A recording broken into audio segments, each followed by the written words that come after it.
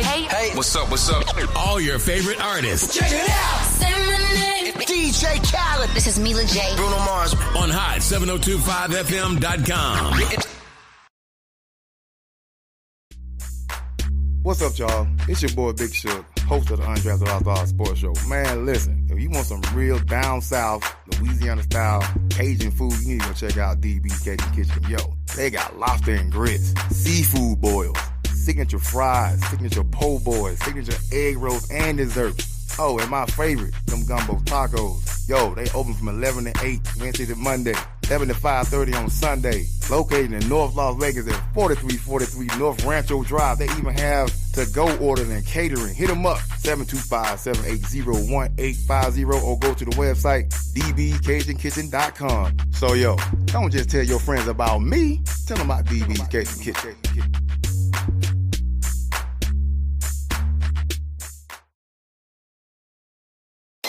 Keep your radio dial right here. Tune in now on hot7025fm.com. Keep your radio dial right here. You're locked into the hottest news station on the planet. Hot 702.5 in FM sound. Blazing today's hip-hop, R&B, and pop music. Keeping your radio on fire. Bringing you the hottest, realest, riskiest talk shows live 24/7 on hot7025fm.com. It's your main man, 360 the Poet from the Morning Wood. And are you looking for the perfect drink?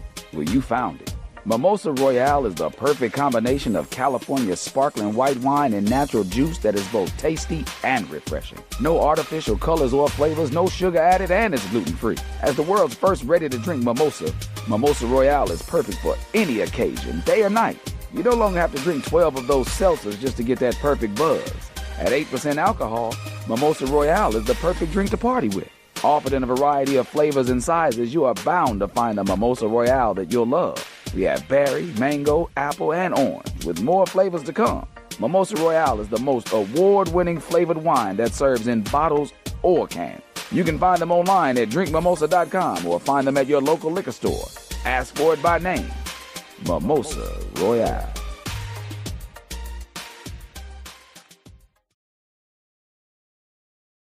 Yo, it's Tavon Greatness Patterson. Want to listen to Hot 7025 on the go? Download the Hot 702.5 app on the Apple Store or Google Play Store if you got an Android like me. Let's get it.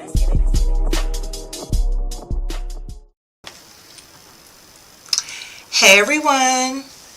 Happy, wonderful Wellness Wednesday. And welcome to the Uterus Bar.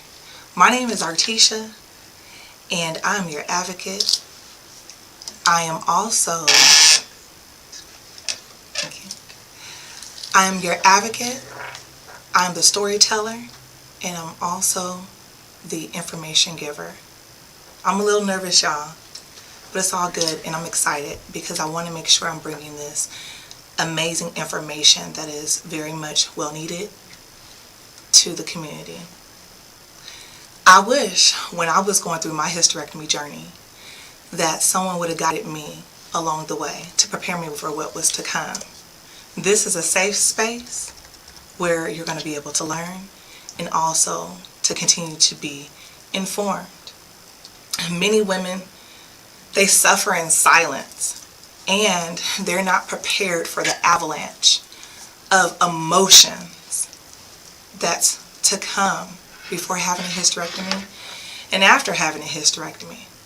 But I want every woman to know that they're going through this. You're not alone. Even though your uterus, which we also call it, your power center, was ripped from you. Yes, sis, I'm talking to you. Stand tall. Put that crown back in the center of your head and let's keep going. You got this. You got the power. Your hysterectomy matters. You matter. Your story matters. We love you, sis. We see you. All right, y'all. Let's get started. So I hope you guys are having an amazing Wellness Wednesday. Guess what I'm sipping on? Yes. Baby, the tea is tea. It's called Electro-Flow Lymphatic Tea. If you do want your toxins to come out your body, that's what you want to get, okay? All right, and you can purchase that on 208lymphatics.com. So let's have a real conversation. What is a hysterectomy? For those that do not know what a hysterectomy is, it is a surgical procedure that is taking your uterus out of your body. And with that being said, they have different types. It could be where they're taking a uterus out. It can be where your fallopian tubes are removed, the cervix, or your ovaries. And just so you know, there is no turning back. Once this happens after surgery, you have to push through and push forward. That means you are no longer able to become pregnant or even have a period. So this is why it's so important to vet out your doctors. Okay, it doesn't matter if you have to vet out 5, because we have some providers that are out here globally that are acting like shade tree mechanics. So you want to make sure that you are good to go, because you matter. It's really, really important. So some of the reasons why you may have to have a hysterectomy are as follows. You may have chronic pelvic pain, and that can stem from having ovarian cyst. That can stem from having abdominal uterine bleeding or abnormal uterine bleeding, to where you're just bleeding through tampons and pads over and over and over and over. It can also be from endometriosis, adenomyosis, and some other different things. So let's talk about, also can be caused by fibroids too. Fibroids can cause pain, but also can cause abnormal uterine bleeding. But let's talk about endometriosis and what that is. So it's simply just tissue that's similar to the tissue in your uterus. And what that does is it starts to grow in places that you don't want it to. So yes, that can cause abnormal uterine bleeding. It can definitely cause the chronic pain. It can also cause infertility. And so the ways that it can cause infertility is a lot of the scarring, and it travels up to your fallopian tubes. And then there's blockage there. Okay. I also want to go over uterine prolapse and what that is, because that can be another way that the providers can say, hey, you know, you are a candidate for having a hysterectomy. And that is where your uterus becomes weakened, and it's stretched, and it's weakened, and it's stretched, and then finally it just falls right into your vagina. Yep, right into your vagina. And so this is actually common for those that have had children. It's also common for those that have chronic constipation, and is also common for those women out there that is picking up heavy things that they should not be picking up. Okay, so these are the different reasons why you may be a candidate for having a hysterectomy. You know, I had the pleasure of talking with this lady this past weekend, and she shared with me about her hysterectomy journey. And so this was back in the 1960s. And so back then they had the very first IUD. It's called Loopy's Loop, and that was in 1964. And so with this lady, she shared with me, Artisha she said, I already had children. She was younger. She said, but we wanted more, but I needed to have an IUD at that time. And so that's what she did. But little did she know her life would change drastically. With that IUD, the IUD was buried into her uterus. She had excruciating pain. And for her, the hysterectomy saved her life. But on the other hand, she was like, man, I'm no longer able to carry any more children or to be able to have any more children. And I asked her, I said, well, how are you feeling? How are you doing now? She said, I'm still trying to thrive. And I respect that, because again, women, we suffer in silence. and no one knows what's going on and what's happening. Now, did you know that the father of modern gynecology, J. Marion Sims, well, let's talk about him. Let's have a real conversation with him. He used to practice on, slaves, black women slaves. And he wanted to perfect this craft. And he would practice on us with no anesthesia. And so he got better with his craft, and still we had no anesthesia. And then this was in America. Then he later went on to Europe because he perfected his craft. And he started to offer this procedure to white, wealthy women. But they receive anesthesia. And so this is why black women, we are so nervous when it comes to our health. When it comes to any type of surgery, we don't know if we're going to be able to make it out alive. And what is going to be the aftermath after. And that was a little history lesson for those that did not know. But let's go ahead. I want to talk about statistics. Okay? And I came with my notes from the CDC, from the National Center of Health Statistics. So in the U.S., if you did not know, I'm getting ready to tell you.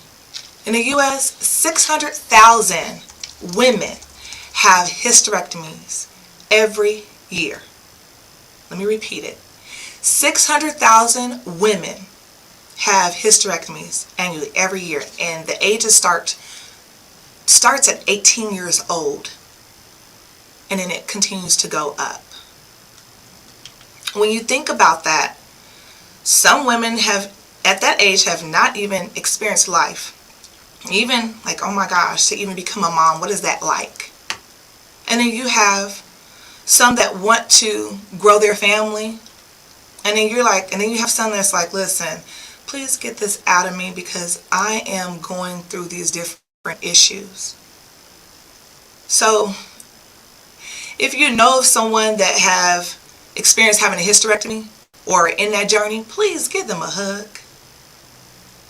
Tell them that they're okay, and there is support out there for them. Okay, let's go to these statistics. So the key findings, the data from the National Health Interview Surveys. In 2021, the age-adjusted percentage of women aged 18 and older who have received a hysterectomy was 14.6%, with the percentage increasing with age from 2.8% among those ages 18 to 44 to 41.8% among those aged 75 and older. So on the totem pole, the top is African American women, and we are 16.3% of those that are having hysterectomies. And the least on that is Asian non-Hispanic women. They were likely to have hysterectomies, and that brings it to 6.1%. And followed by Hispanic women, 12.5%. And then next, we have white non-Hispanic women at 15.6%. So I'm not telling you that I'm against having a hysterectomy. What I'm saying is to please make sure that you do your research, because you cannot turn back the hands of time when it comes to this. Women with disabilities is at 20.9%. We're more likely to have had a hysterectomy compared with women without disabilities. And that's at 14.1%. And then we go down to the percent of women who have had a hysterectomy vary from education level and family income and the percentage of women who have had a hysterectomy increasing, with decreasing urbanization level and varied by region of residence. You guys, I gotta sip some more tea on this. This is a lot of information that needs to be shared with the world. And yes, these are the statistics from the CDC. Ooh, the tea is good. Yes. So, with that being said, when they talk, it's very interesting that they have here, and I say they, the CDC, and how they report it. Hysterectomy varied by education level and family income. And that percentage goes to the percentage of women who've had a hysterectomy was lowest among women with a bachelor's degree or higher. And that's 10.6%, compared with women with less than a high school education, and that's 16%. And those with a high school diploma or GED at 16.2%, and those with an associate degree or some college, 18%. Just let that soak in for a moment there. It's very interesting how they break everything down for you. So women with a family income of 400% or more of the federal poverty level is 12.9%, where less likely to have had a hysterectomy compared with those with a family income of $200,000 to $399,000. And of the federal poverty level, 16.1%, and those with a family income of less than 200% of the federal poverty level of 15.6%. So I wanted to bring those statistics to you because this is real. This is what has been reported. And I also often wonder what has not been reported. And are the numbers true? What if there's more out there? Someone right now is having a hysterectomy as we're speaking. Someone just woke up from having a hysterectomy.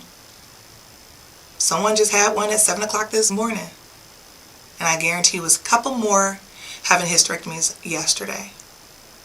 And so I want to make sure, again, that you guys are well prepared and just well educated in this matter.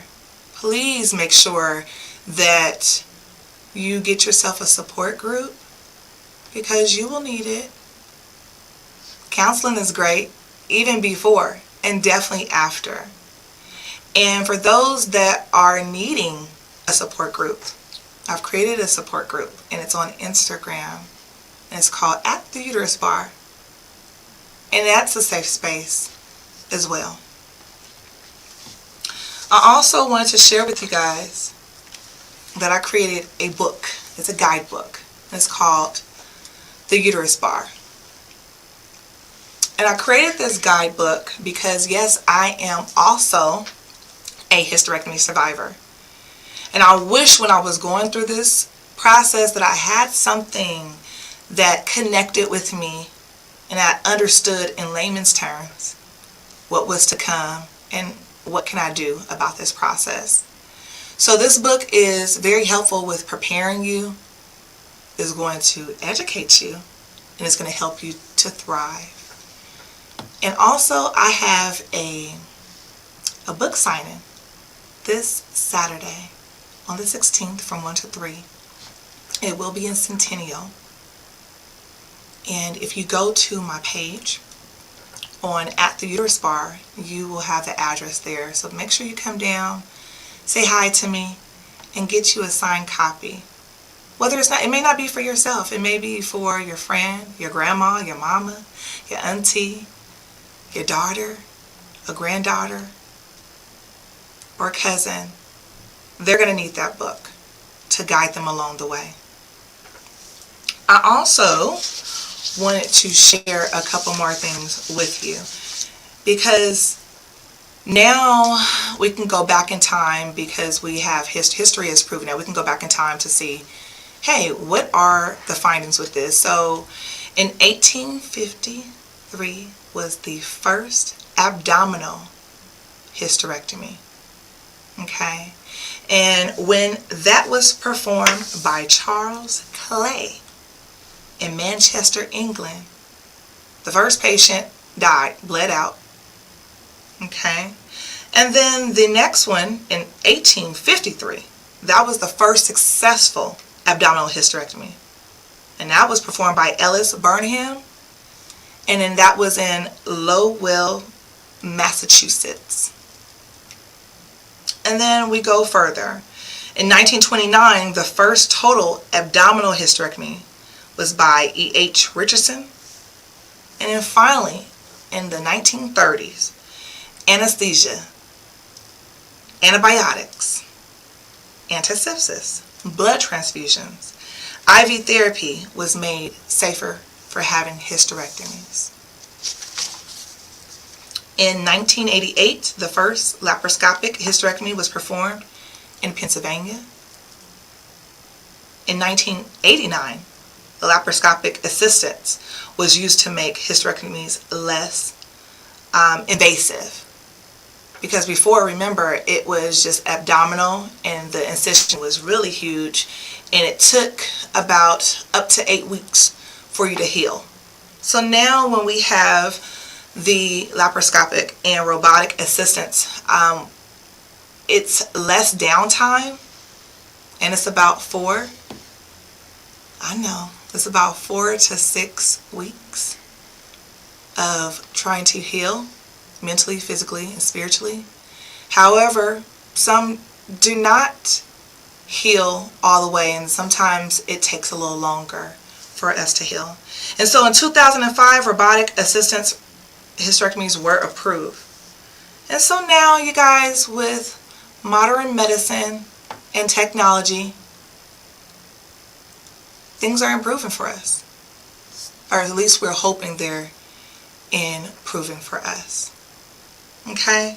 So, again, I want to bring this information to you because, again, this is a safe space where I want everyone to know what a hysterectomy is, what can put me into that category of me having to have a hysterectomy, and is a hysterectomy right for me? Is there alternatives to hysterectomy? Yes, there are, and we're going to share those coming up. But I wanted to make sure that you guys are good to go with that because it's important, and not enough of women talk about it. And you guys, the reason why I named my book The Uterus Bar is because women, we go to the bar, we are kikiing and laughing, and we may talk to strangers about everything. But then we pack those feelings back up into our purse, our wallets, our pockets. We just leave. And again, we go in silence. We suffer in silence. So no more will we suffer in silence. Everyone needs to hear your story. And it's really important that you know this information. Really, really important that you know this information. I'm going to have me some more tea.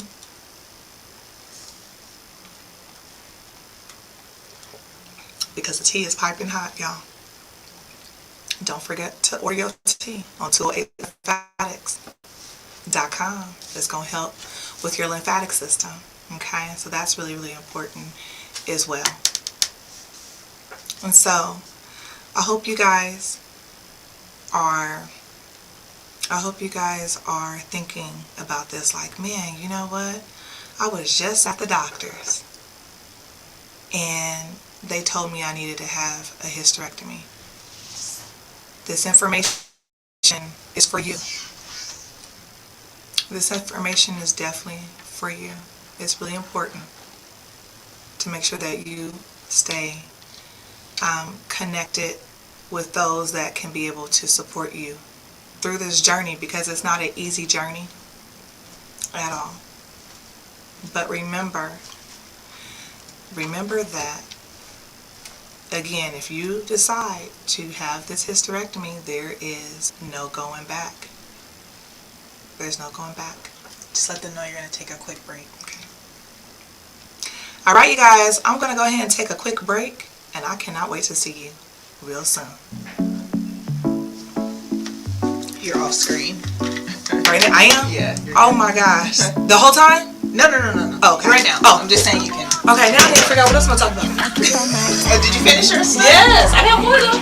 Okay, you're good. But no, I think I got some more. Wait, how did I do? Oh man. I'm about to roll up. Tell me what's the hold up.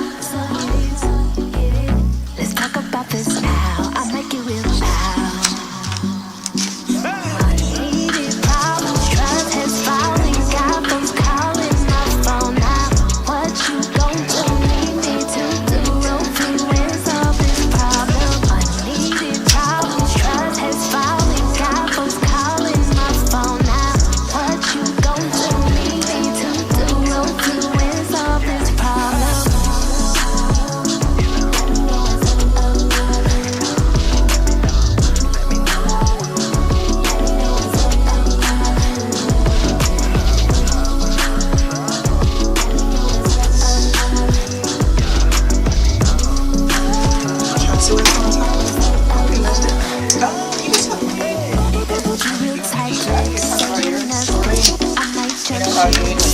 Got to the point where you. Okay, I sure can. Yes, That's gonna like, they're gonna be like, okay. So do you feel calmer? I do. Okay. At first I was like, talk slow. So now talk normal. Okay. Yeah. Okay, I can talk slow. Yeah. Because when you talk rapid, Yeah, like, yes, I'm like, and then next week I can finish up with my story.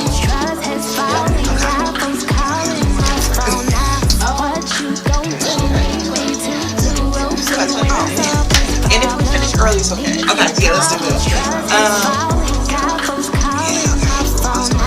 I'm gonna cut off at, I'm gonna cut off.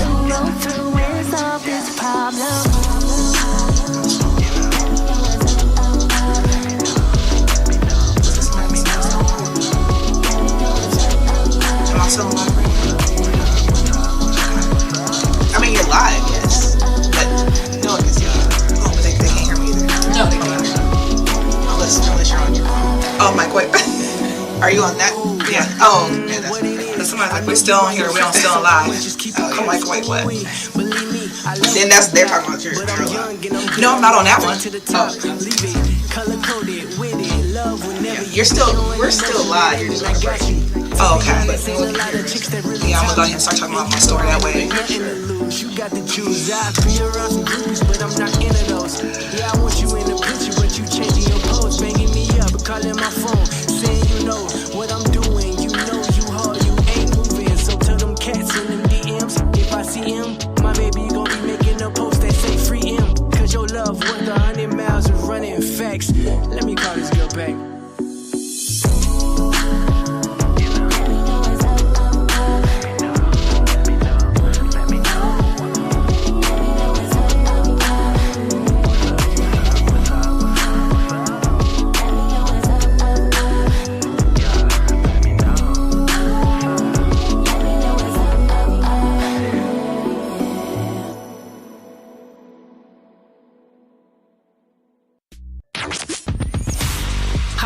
Hey, what's up?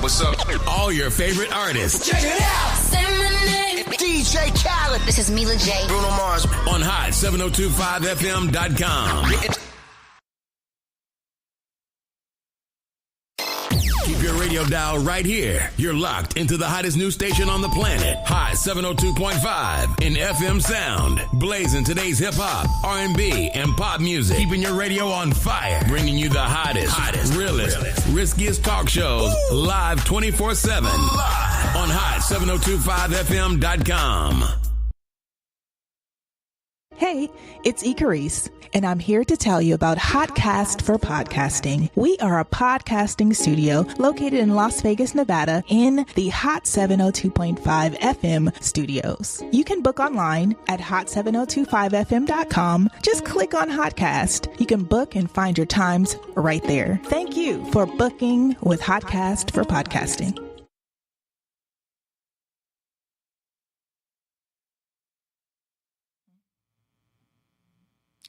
Hey, you guys, and welcome back. For those that are just joining us, happy Wonderful Wellness Wednesday again, and welcome to the Uterus Bar. And I'm Artisha. Now, for those who are like, okay, how does she know this information? So I am to a hysterectomy survivor, and I wanted to share with you guys my story. Okay. So my story began with having chronic pain from having abnormal uterine bleeding. I also had a IUD called the Mirena, and that sent me into having what's called a Mirena crash. And so for those that do not know, it's a hormone, and it just had my body, you guys, just all out of whack. Mood swings up and down, bleeding, spotting, you name it. So finally, when I had that removed, it's taking me back, y'all. So when I had that removed, I just think about it now like, man, I still felt like that IUD was still inside because the hormones were still there, and it needed some time to just empty out of my system. And so, you guys, I'm from California, and I got the IUD when I was in California, got it removed when I was in California. And then me and my family, we moved here to Las Vegas. And we have a little 5-year-old, so we do have a son that we are blessed with. But we did want to grow our family. And so we were trying to grow our family, and then I started to have all this spotting and just bleeding, spotting, bleeding out of nowhere. And so I said, you know what, let me take a pregnancy test. Let me see what this is, because as a woman, you know your body. You know if something is out of whack, and you know when you feel normal. And sure enough, you guys, I was pregnant. So I went to a standalone ER out here in Vegas, and the coldness that I felt, letting them know, hey, you know, I'm pregnant. I want to just get a confirmation. And they did a urine test, urine sample. It came back negative. And me being in the medical field, I'm like, no, go ahead and draw some blood. And let's see what those numbers run up to. And so they immediately told me that their machine was broken. It was down. And I was like, wait a minute. I just saw a lab assistant. I just saw somebody go in there. And then I had to let them know that I am too in the medical field. And the only concern with that provider was, oh, well, where do you work at? So I immediately left there and was trying to find another provider, a provider that looked like me as a woman and as a Black woman. And I did. I found one. And when I went to this doctor, she was really disheveled. She came in with students without asking me, and did my pap smear. And then I remember her trying to figure out where her badge was at. And that was it. She left. And so for me, I'm feeling like, oh my gosh, I'm being let down again. And so moving forward, fast forward, I had a miscarriage, and this was in 2022 around Thanksgiving. And I think that was one of the hardest things for me, because I know that we wanted to try again. Okay. And so I ended up finding another doctor. This doctor, I was so excited to meet her, because where I worked at that particular time, I had heard great news about her. She looked like me as a Black woman. She was a woman. She was from Cali, y'all. And I was like, yes, okay, somebody that knows what to order. And this is just how I felt. And this is my point of view. She ordered the labs for me. She ordered the labs, and that was the first week of December. And then I was waiting for my results. So all of December goes by. All of January goes by. And then I'm like, we're at the last bit of January. And I had to contact the office. And I understand that being in the medical field, we get pretty busy. That's just what it is. And when you are in this field, you really want to make sure that you are in the right frame of mind, and you want to be there to help your patients, not see them as a dollar, but you really want to help them. Now, I remember getting a phone call. I remember calling the doctor, and the office manager was letting me know, hey, I'll let her know that you called. But I remember getting that phone call from the doctor, and she was pretty much just saying like, okay, I heard that you called me. I heard you was looking for me. And I'm like, yes, I am. I had an annual exam done back in December, the first week of December to be exact. And I also had a mammogram done. So I want to know what is my results, because at this point I'm freaking out. And she told me your mammogram results are normal, but we do need you to come in for a biopsy because it was looking like something is abnormal. And so I remember like, oh my gosh, abnormal, me. So I go in. Let me go back, you guys. I go to get the prescription that was sent to me. And with that prescription is for those that are trying to abort their baby. This is the medication that was given to me.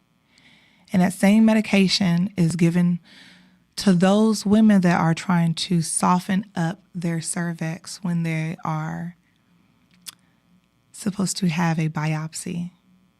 And so I remember that day like it's today. And I remember being at work, remote, having a meeting, and I'm on the camera screen. And you guys, I was in pain from that medication.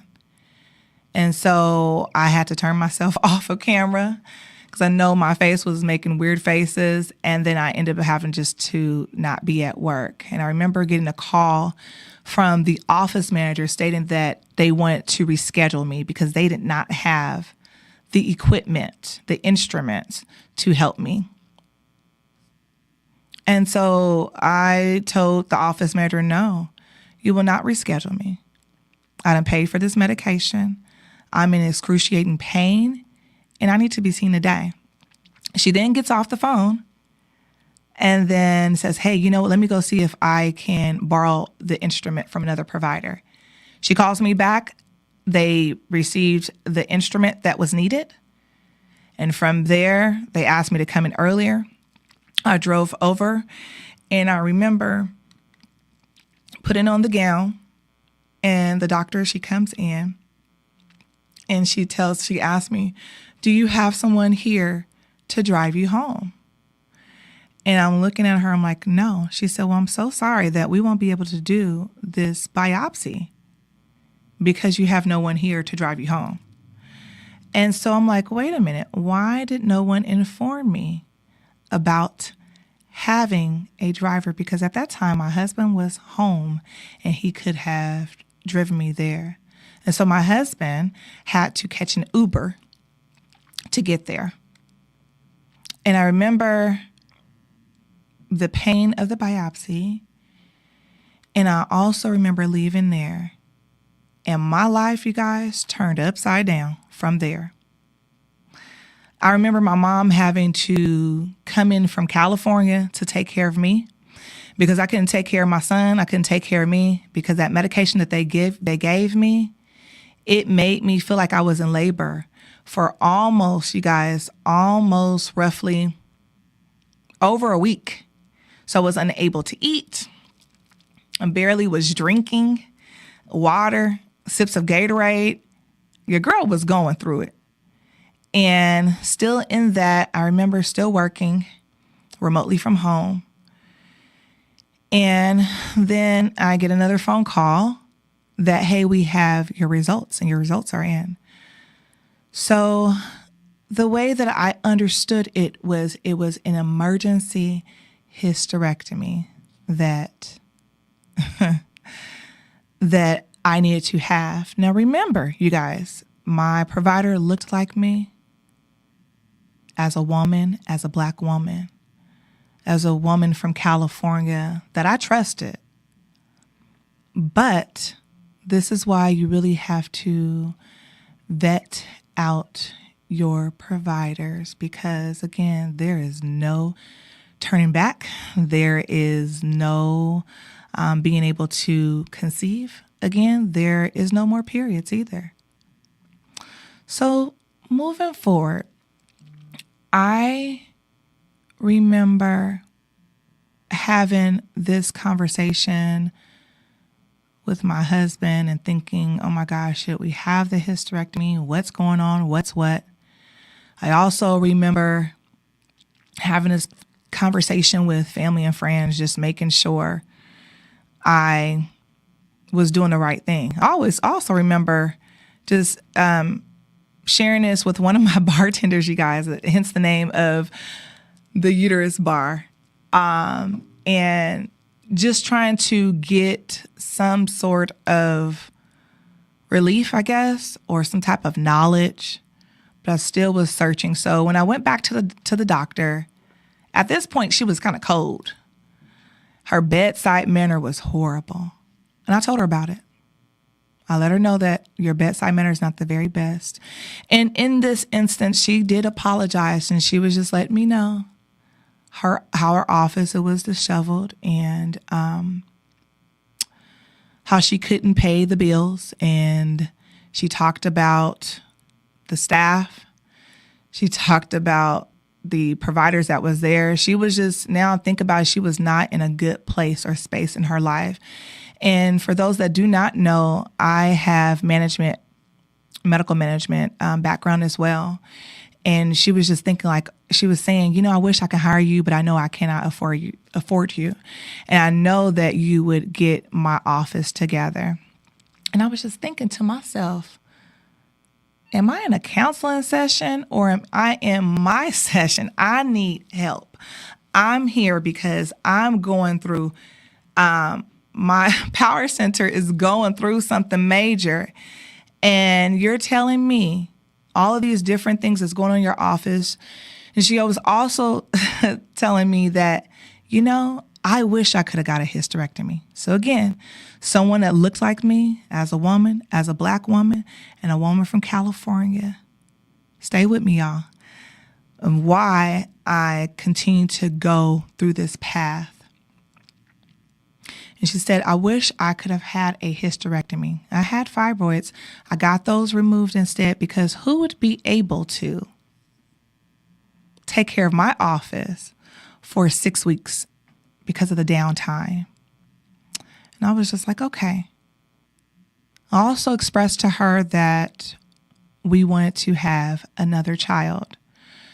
And she did give me some pamphlets about going to seeing a specialist because, you guys, at that time I had fibroids, close to 5 or 6 fibroids at that time. And so with that being said, I was going through so much that at that moment I was just like, I felt depleted. And I was like, you know what? I guess this is where we're at. And I remember just being so fearful because, as we talked about earlier, how Black women, and the statistics are out there, how Black women, we do not make it after surgery. And I was just thinking like, man, I can't go out like this. This is not the way. But I was able to consult and pray and meditate with God and my prayer team. And I remember that, I remember going for the pre-op. And the pre-op, you guys, they had my hysterectomy, my surgery wrong. They didn't have the correct date. And I had to call the office again.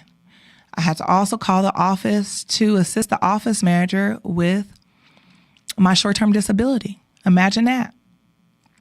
And then I want you to imagine the day of your surgery. You're not really prepared. And the only person that prepared me was the day of the surgery was a nurse. And I remember that was the last day my period showed up.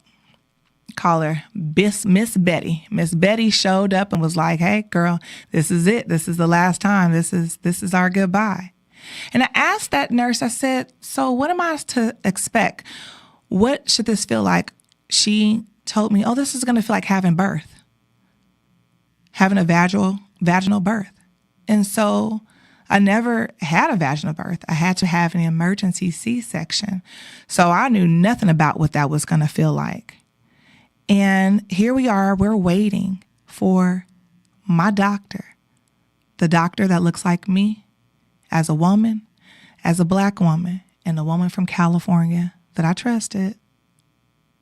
Guess what she's doing? She's arguing with the anesthesiologist right in front of me.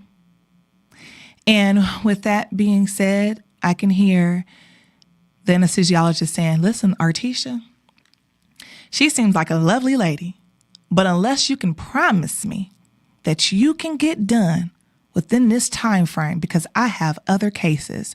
And for those that do not know what cases are, those are other patients that they want to start on time with their surgery and start the healing process.